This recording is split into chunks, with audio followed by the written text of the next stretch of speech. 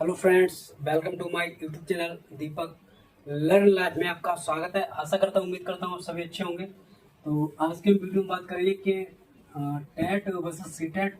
अगर इन दोनों का कंपैरिजन किया जाए तो इन दोनों को कंपैरिजन में हम बताएंगे कि सबसे इजी क्या होता है पास करने के लिए।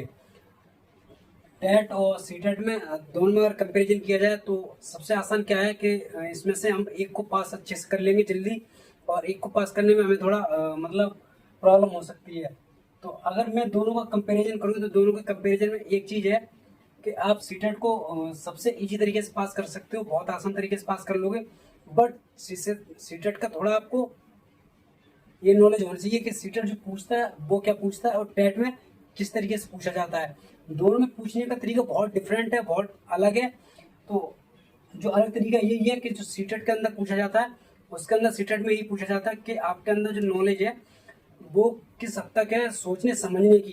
ये पूरा होता है समझ के ऊपर आधारित। इसके अंदर लगभग आपको 90% पूरा समझ के ऊपर आधारित मिलता है। वहीं अगर बात करें इसका तो 10% होता है जो कंटेंट से मिलता है, नहीं तो 90% ये होता है पूरा समझ के ऊपर आधारित होता है। चाहे वो पैराग्राफ हो गया, मतलब लैंग्वेज में सॉल्व करने के लिए जो कॉम्प्रिहेंशन आता है वो आता है। इस तरीके से टेट में क्या होता है पूरा 100% मान लीजिए पूरा फैक्चुअल नॉलेज के ऊपर आधारित होता है। यानी कि आपने जो चीज़ पढ़ी है अगर आपको आ रही है तो आप क्वेश्चन सही कर ले जाओगे, अगर आपको नहीं आ रही है तो वो क्वेश्चन गलत हो जाएगा आपका। ये आप समझ लीजिए। तो सीटेट को पास करने के लिए आसान इसलिए है क्योंकि सीटेट को आपको पता है कि टोटल सीटेट जो होता है वो 150 नंबर का होता है। टोटल 150 मार्क का होता है सीटेट। और वही बात करें इसकी तो 90 नंबर को आपको पूरा सीटेट में क्या मिलता है, पैडागोजी देखने को मिलता है। पैडागोजी देखने को मिलता है। वही बात करें 60 नंबर का क्या मिलता है, 60 नंबर का देखने को मिलता है कंटेंट। तो जो 90 नंबर का आपको पैडागोजी देखने को मिलता है, ये 90 नंबर का पैडागोजी आपको तैयार करने के लिए क्या करना पड़ेगा, जो इसके 30 नंबर का पहला जो पोर्शन आता है सीडीपी का, अगर जो बंदा अच्छे से सीडीपी की 30 नंबर की तैयारी अच्छे से कर लेगा, मैं गारंटी देता हूँ कि उसका जो बकाया के जो 4 सब्जेक्ट होते हैं, सीडीपी हो गया, सीडीपी हो गया, ईवीएस हो गया और हिंदी हो गया, हिंदी हो गया। वही बात करें मैथ हो गया, मैथ के बाद हम बात करेंगे ईवीएस, मैथ, हिंदी और language, first language second Sanskrit है इंग्लिश मान लो, संस्कृत और इतना हो गया। इसकी जगह इसमें हो सकती है सीडीपी 30 नंबर का होता है, ईवीएस 30 नंबर का होता है, हिंदी 30 नंबर का होता है, मैथ भी 30 नंबर का होता है, ये भी 30 नंबर का होता है।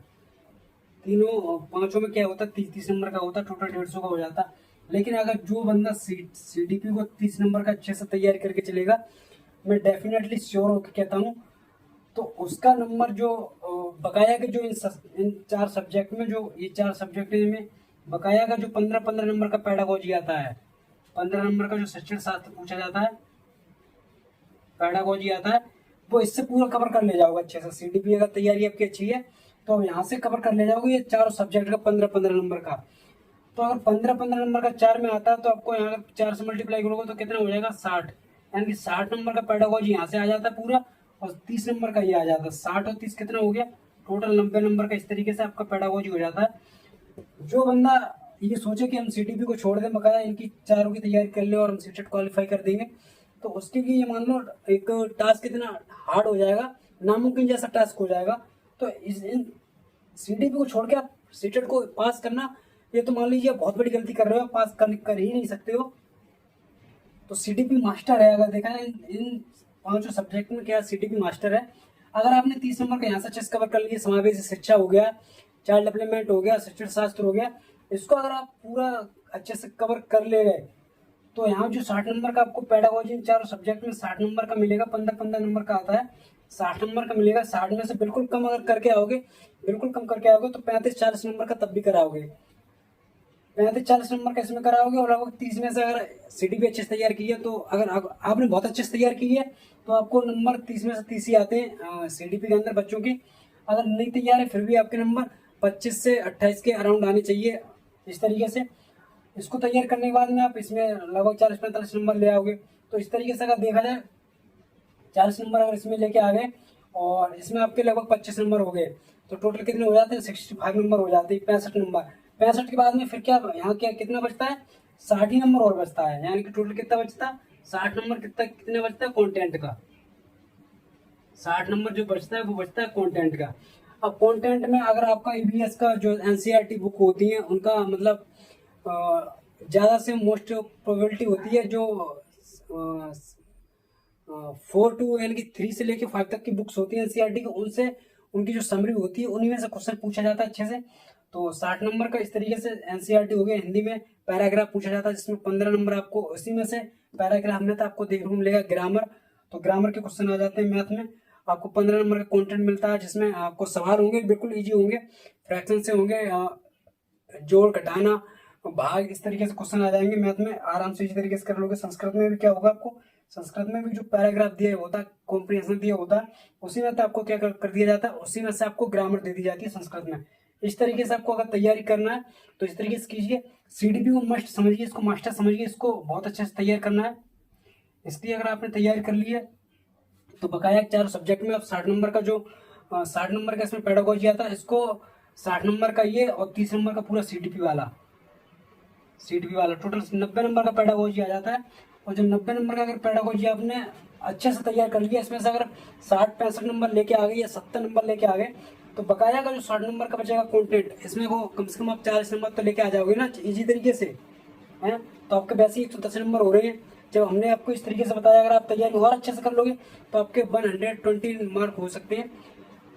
तो इस तरीके से आपको तैयारी करनी है। आपको ज़्यादा ये नहीं सोचना कि हमें ये करना है वो करना है, इस चक्कर में रहोगे तो बहुत ज़्यादा पक जाओगे। और हाँ, आपको अगर सेल्फ स्टडी करनी है तो मैंने आपको बताया प्रीवियस ईयर पेपर लगाओ, और प्रीवियस ईयर पेपर लगाते समय ये देखो कि हम पे कौन सी चीज़ छूट रही है, कौन सी चीज़ हमें नहीं आ रही। जो चीज़ आपको ना है वो यूट्यूब पे जाकर सर्च कर लो। यूट्यूब पे आपको पता है कि ढेरों टीचर हैं, 50 मतलब इतने टीचर हैं, आपको जिस भी टीचर का समझ में आए आप उससे इसी तरीके से वो टॉपिक को समझ लीजिए। समझने के बाद में अपना नोट बुक में अच्छे से उसे नोट कर लीजिए, ताकि आपको लास्ट टाइम क्या हो बहुत जल्दी आपका रिवीजन हो जाए। इस तरीके से आपको प्रिपरेशन करनी है। तो सीडीपी को बहुत अच्छा, सीडीपी को तो आपको छोड़ना नहीं है बिल्कुल भी, इस तरीके से आपको तैयारी करनी है। आपको पता है कि निगेटिव मार्किंग होती है 150, निगेटिव मार्किंग होती नहीं है, 150 नंबर के पेपर आता है और 150 ही क्वेश्चन होते हैं। क्वेश्चन आपको सब करना आता है। और सबसे ज़्यादा ये देखने को मिलता है कि लोगों को टाइम मैनेजमेंट नहीं कर पाते, तो इसके लिए आपको क्या होगा, प्रैक्टिस करनी पड़ेगी। पहले से बहुत ज़्यादा प्रैक्टिस करके जाओ। प्रीवियस ईयर पेपर लगा रहे हो तो पूरा प्रीवियस ईयर पेपर एकांत में अकेले में बैठ के उसको पूरा सॉल्व करो, और उसका टाइम एक अपना कैलकुलेटर में टाइम लगा के बैठ जाओ कि कितने टाइम में हम उसको टाइमिंग में लगा के कितना टाइम में हम सॉल्व कर पाते हैं। जब आप 2-4 बार घर पे या इस तरीके से प्रैक्टिस करोगे बार बार, तो आपको टाइम मैनेजमेंट करना ऑटोमेटिक आ जाएगा, तो आपको कोई क्वेश्चन नहीं छूटेगा। छोटा सा वीडियो था, अगर वीडियो पसंद आया हो तो वीडियो को लाइक कर देना, चैनल को सब्सक्राइब भी कर लेना, ताकि टीचिंग से जुड़ी जानकारी दी तो उसका नोटिफिकेशन आप तक पहुंच सके। और हम बात करेंगे टेट की, तो आपको यूपी के अंदर बहुत जल्दी यूपी टेट देखने को मिलेगा। मे भी कैलेंडर देखो आपको जल्दी देखने को मिलेगा। कैलेंडर हो सकता है अगले माह में आपको कैलेंडर देखने को मिल जाए। कैलेंडर में टेट का जरूर जिक्र होगा, क्योंकि भर्ती के ऊपर अभी बहुत ज़्यादा कन्फ्यूजन बना हुआ है कि आएगी या नहीं आएगी। क्योंकि हमारे मुख्यमंत्री जी तो कई बार बोल चुके हैं, अपना लगभग उन्होंने 3 बार स्पीच दिया है। 3 बार स्पीच में उन्होंने बोला है कि बेसिक में, उच्च माध्यमिक में, उच्च माध्यमिक में हम वैकेंसी देंगे, लेकिन अभी धरातल स्तर पर देखने को नहीं मिल रहा है। तो यूपी टेट तो कन्फर्म है कि यूपी टेट आपको होगा। तो अगर आप सीटेट को क्वालिफाई